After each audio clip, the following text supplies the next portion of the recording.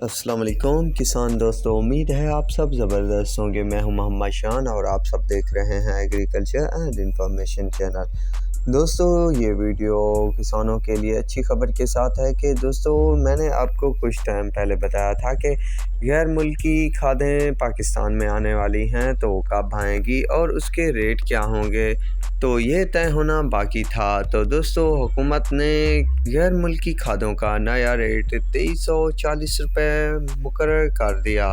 तो दोस्तों, ये नोटिस आपके सामने है। ये 20 तारीख को जारी कर दिया था, पर मुझे अपडेट देने में कुछ देर हो गई क्योंकि दोस्तों लाइट का आज के दिनों में कुछ मसला चल रहा है, तो इसी वजह से मैं कासिर रहा अपडेट देने से।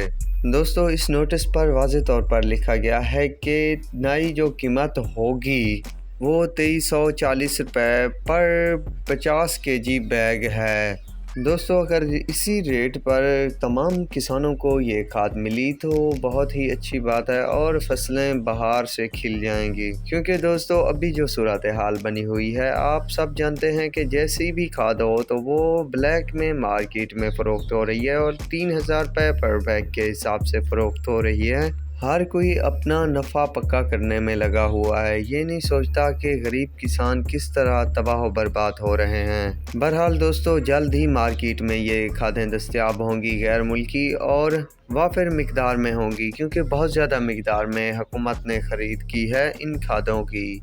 तो दोस्तों, उम्मीद है आपको वीडियो और अपडेट पसंद आई होगी। तो अब तक के लिए इतना ही काफ़ी है। मिलेंगे एक नया वीडियो और अपडेट के साथ। अल्लाह हाफिज़।